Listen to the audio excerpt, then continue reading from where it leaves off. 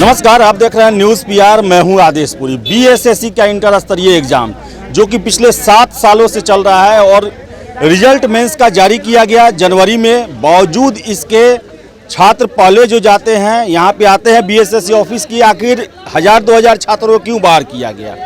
दिलासा दिलाया गया, वो भी बाहर चले गए। 52,000 के आसपास लड़के जो हैं वो क्वालिफाई किए हैं मेंस परीक्षा में, और न टाइपिंग का डेट आया है और ऊपर से कुछ ऐसे प्रोविज़न कर दिए गए हैं कि ये जो आप छात्र देख रहे हैं ये छात्र वही हैं जो कि कुछ दिनों बाद बीएसएससी द्वारा सिलेक्टेड होंगे, लेकिन ये आके यहाँ पर धरना कर रहे हैं। एक तो है कि डेट के लिए और कुछ तब्दीली की गई है, उन सभी को लेकर हम बात करेंगे। छात्र जो कि अंदर गए थे बात करने के लिए, क्या आपका पहले मांग बताइए, क्या मांग था और क्या बात हुई इसको लेकर?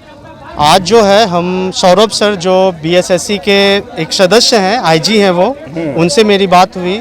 आज चेयरमैन सर और सचिव महोदय, जैसा कि उनका कहना था कि आज वो प्रेजेंट नहीं है बीएसएससी के अंदर। मांग को लेकर आप गए थे? आज हम लोगों का जो मांग था वो सबसे इम्पोर्टेंट मांग था पंचायत सचिव पद हेतु, जो टाइपिंग से संबंधित, जो टंकन से संबंधित विवादास्पद प्रश्न है, पहला वही मांग था। दूसरा मेरिट लिस्ट से संबंधित मांग था और तीसरा कंप्यूटर टंकन जो था उससे संबंधित मांग था। और भी 2016 में जो अनऑथराइज कैंडिडेट हैं जिनका फॉर्म फिलअप करना एलिजिबल नहीं था, उनसे संबंधित भी मांग था, वो भी हमने सर के समक्ष रखा। ये 8-10 पॉइंट थे जिनको हम पहले से लिख के भी ले गए थे, और वहाँ पे जो सर के स्टेनो बगल में बैठे थे उन सभी पॉइंट को उन्होंने नोट आउट भी किया।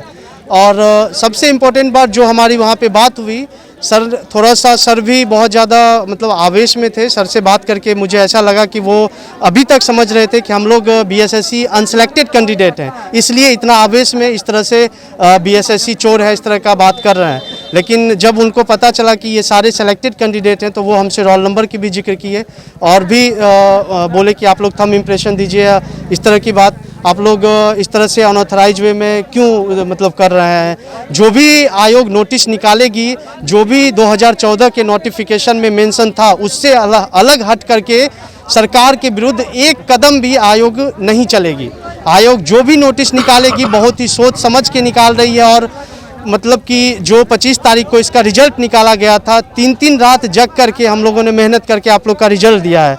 आज जब आप लोग किनारे पे आ गए हैं तो इस तरह से आयोग के विरुद्ध जाकर, क्योंकि आप कल के डेट में सरकार के कर्मचारी बनने जा रहे हैं, तो इस तरह यही सारी बातें उन्होंने सबसे बड़ी बात कि वो कह रहे हैं कि सोच समझ के नियम बनाए जाते हैं। तो फिर 2014 में जो नियम था, जो विज्ञापन निकला था, वो आखिर क्यों बदल दिया गया? दिलीप, आप हैं साथ में, आप बहुत दिनों से बीएसएससी के कार्यप्रणाली को देख रहे हैं। क्या ये जो भेंट करके आए हैं इन्हें दिलासा दिया गया है, या सचमुच में ये जो नया नियम बदलने का एक प्रक्रिया शुरू कर दिया गया है, चाहे वो दरोगा के फिजिकल हो, चाहे बीएसएससी का ये जो टाइपिंग का मामला आ रहा है, क्या लगता है आपको? ये सिर्फ और सिर्फ झूठी दिलासा दिया गया है। और सबसे बड़ी बात तो ये कि सचिव और अध्यक्ष जब पता चला हुआ कि छात्र आज आने वाले हैं तो ऑफिस ही नहीं आए हैं।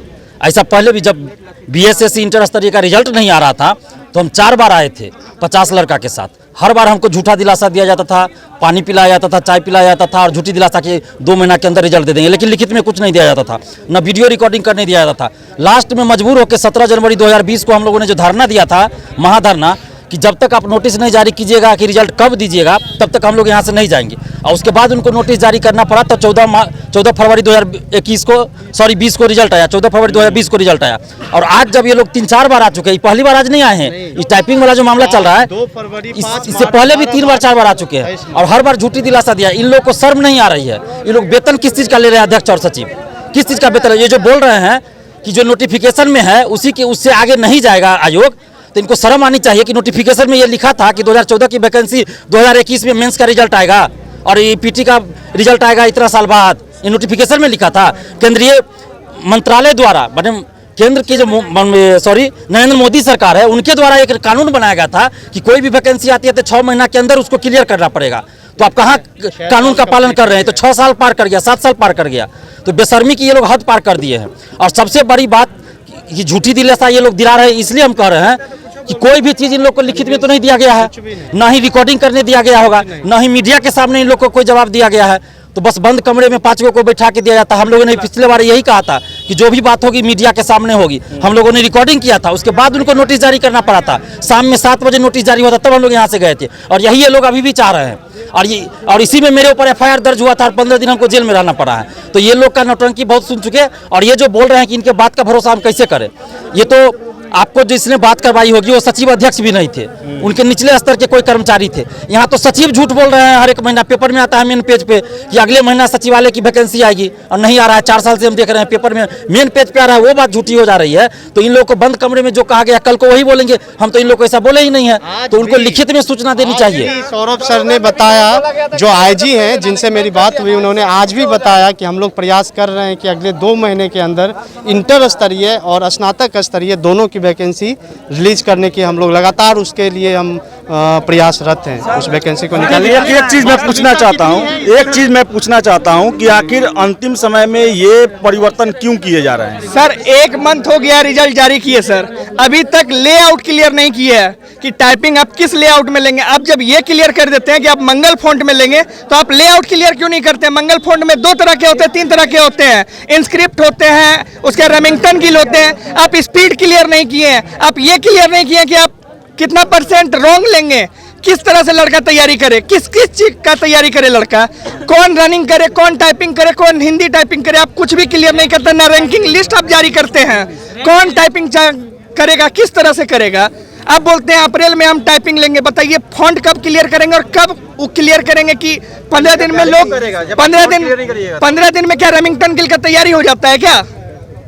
और ऐसा क्यों हो रहा है कि आखिर विज्ञापन में ये सब चीज नहीं दिया हुआ था? क्या सवाल था कि ऐसा अंतिम समय में क्यों चेंज किया जा रहा है, तो इसके पीछे सिर्फ और सिर्फ एक कारण है, और वो है पैसा, RCP टैक्स।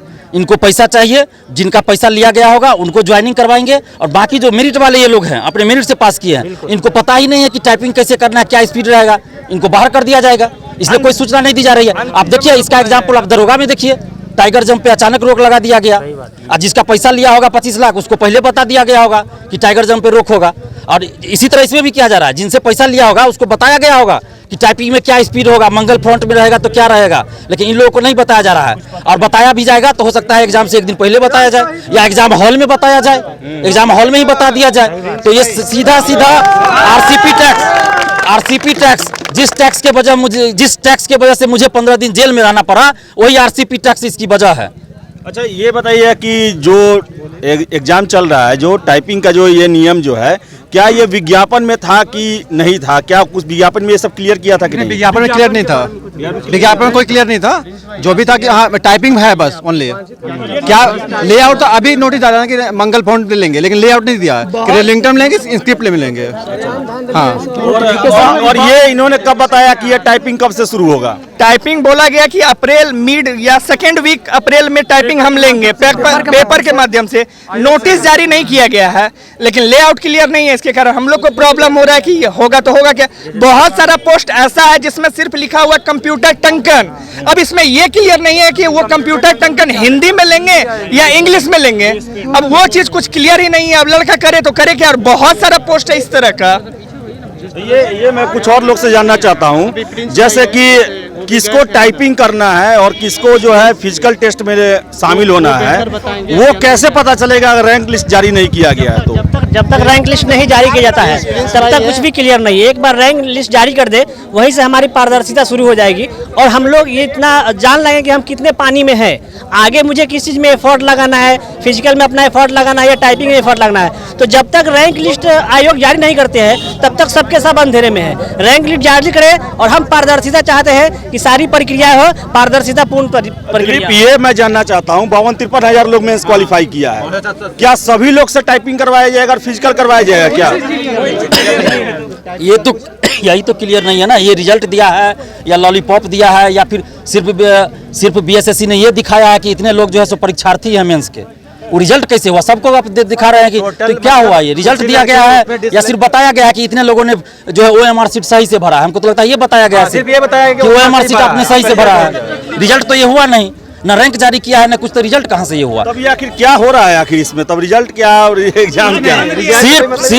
सिर्फ युवाओं को शांत रखने के लिए ये किया गया। जो 11 फरवरी को हम लोगों ने आंदोलन किया था और इन्होंने कहा था कि 25 फरवरी तक रिजल्ट देंगे, तो इस वचन को पूरा करने के लिए कि 25 फरवरी से पहले हम रिजल्ट देंगे, उसको पूरा करने के लिए बस रोल नंबर जारी कर दिया है। क्या है कि इन लोगों का जो OMR सीट सही से भरा हुआ है। आइए सर। अच्छा क्या आपको लगता है, आप भेंट करके आए हैं आयोग में, क्या लगता है लॉलीपॉप दिया गया है कि सचमुच में कुछ होगा? ये लॉलीपॉप है, लॉलीपॉप है। हम लोग को शांत करने के लिए आश्वासन है और कुछ नहीं है। कई बार तो आखिर ऐसा क्यों हो रहा है? BSSC ऐसा क्यों कर रहा है? 7 साल से परीक्षा लटकाए हुए और अभी भी नया नया नियम चेंज करना। अब तो BSSC ही जाने कि वो क्या करना चाहती है आगे सो। अब हम लोग अपने मन से क्या कैसे बोल सकते हैं? तो जैसा कि आप सुन रहे हैं कि जो रिजल्ट देके भी है, इतना कंफ्यूजन बढ़ा दिया गया है कि टाइपिंग करना है तो किस फॉन्ट पे करना है, किसको करना है, किसको नहीं करना है, फिजिकल देना है तो किसको देना है, किसको नहीं देना है।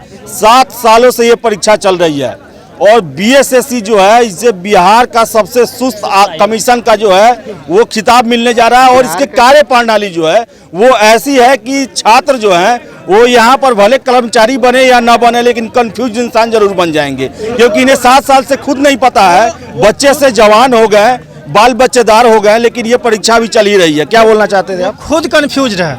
उनको जब कोई भी पॉइंट अगर राइज करते हैं तो वो जो है उस पर सही उनका जो है आंसर आता ही नहीं है। वो उस पर बरगलाने वाला सब बात बोलते हैं, सिर्फ इधर से उधर, उधर से इधर, उनको खुद नहीं पता है। और मैं सबसे बड़ी बात बता दूं, चाहे BSSC हो चाहे BPSSC हो, कभी भी कुछ बोलना होगा सचिव को बुला दिया जाएगा, बैठा दिया जाएगा। उनके हाथों में कोई अधिकार नहीं होता है। और आज तो क्लर्क लेवल के एक व्यक्ति को बुला के बैठा के बात कर लिया गया, वो बोले कि मैं भी बातों को आगे रखूंगा। और ये छात्र जो हैं, जिन्हें अभी टाइपिंग का तैयारी करना चाहिए, जिन्हें अभी फिजिकल का तैयारी करना चाहिए, वो यहाँ पर इस गर्मी में आके आयोग के दफ्तर का चक्कर लगा रहे हैं और उसी आयोग से जिससे उनकी भर्ती होने वाली है उसका जो है मुर्दाबाद मुर्दाबाद का नारा लगा रहे हैं। काफ़ी दुर्भाग्यपूर्ण है ये और इस पर कार्रवाई करनी चाहिए, सरकार को ध्यान देना चाहिए, ताकि जो बिहार में जो परीक्षा लेने की जो व्यवस्थाएं हैं उसके लिए पूरे जगहसाई जो है पूरे बिहार का पूरे देश में ना हो। बहुत बहुत धन्यवाद।